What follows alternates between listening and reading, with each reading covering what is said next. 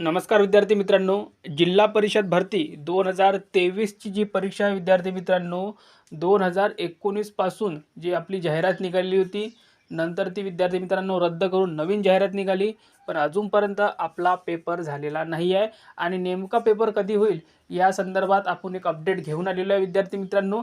तर पहा, आरोग्यसेवक, ग्रामसेवक आणि आरोग्य सेविका परीक्षा कधी होईल, आजची सर्वात मोठी अपडेट आपण घेऊन आलेलो. तर पहा, ग्रामसेवक, आरोग्य सेवकांच्या परीक्षांना जून नंतरचा मुहूर्त, म्हणजेच आपली परीक्षा आता जून नंतर होणार आहे असं दिसतं आहे.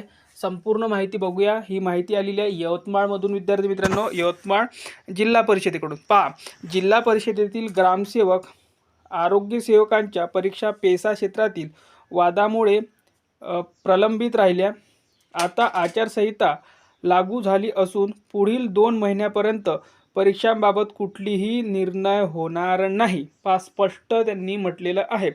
त्यामुळे परीक्षाला आता जून महिन्यानंतरच मुहूर्त मिळणार असल्याचे स्पष्ट दिसून येत आहे. ग्रामसेवकांच्या 161 तर आरोग्याच्या 474 जागांची भरती होणार असून दोन्ही मिळून 56,764 उमेदवारांची जीव टांगणीला लागलेला आहे. खूप जास्त प्रमाणात अर्ज आहे विद्यार्थी मित्रांनो या जिल्हा परिषदेमध्ये. मागील लोकसभा निवडणुकांच्या पार्श्वभूमीवर जिल्हा परिषद पदभरती होणार होती, मात्र वेगवेगळ्या प्रकारचे कारण देऊन पदभरती शेवटी रद्द करावी लागली. मध्यंतरी राज्य सरकारने जिल्हा परिषदेची पदभरतीचा निर्णय घेतला होता.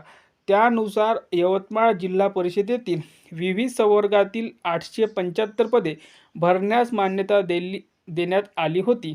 तर परीक्षांची जबाबदारी IBPS कंपनीला दिली होती. या जाहिरातीनंतर एकूण 88,753 उमेदवारांनी प्रत्यक्षात अर्ज दाखल केले होते. त्यानुसार पेशा क्षेत्रातील जागा असलेल्या पदांची भरतीला स्थगिती आली, तर उर्वरित पदांची परीक्षा जवळपास आटोपल्या होत्या. यात 9 संवर्गातील पदाचा निकाल लागला असून त्यातील 22 वेगवेगळ्या संवर्गातील उमेदवारांची नियुक्तीसुद्धा झाली आहे.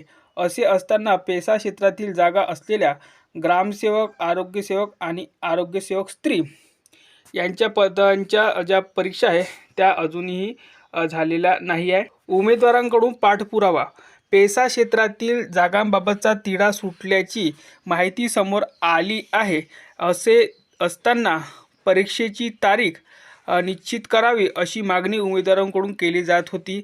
सातत्याने महाराष्ट्रातील उमेदवारांनी मंत्रालयासह मंत्र्यांशी सुद्धा संपर्क साधून परीक्षेचे वेळापत्रक जाहीर करण्याबाबत विनंती केली, परंतु शासन स्तरावर ह्यावर शिक्कामोर्तब होऊच शकला नाही.